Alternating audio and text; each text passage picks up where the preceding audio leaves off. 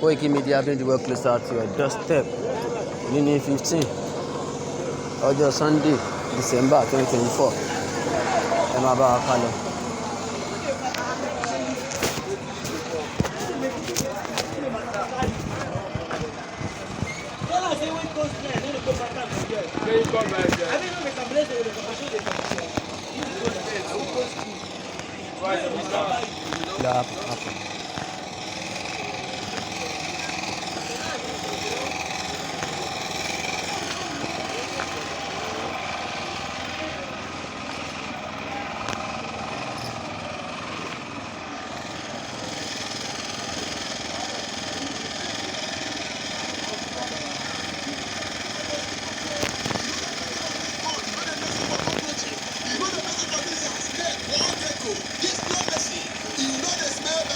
For your house. If you drop am for the four corners of your house, you go dey thank God say you see this no mercy buy.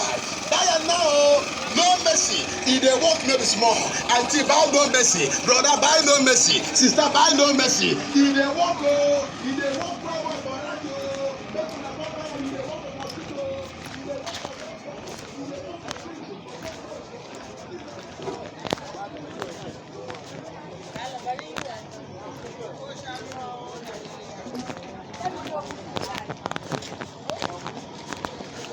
Dang.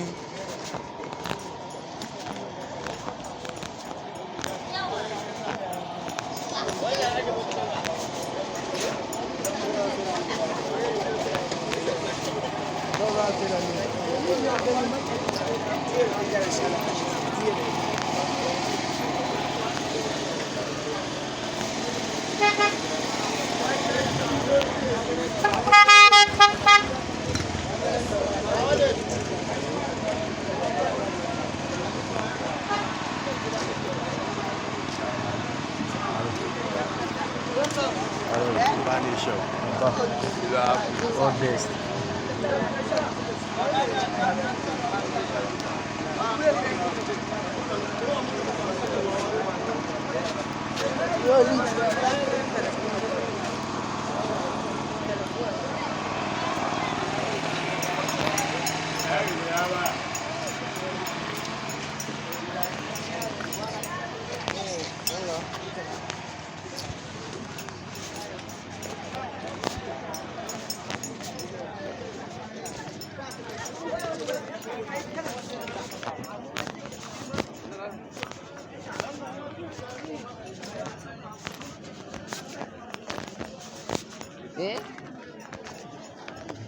Ana yi shi.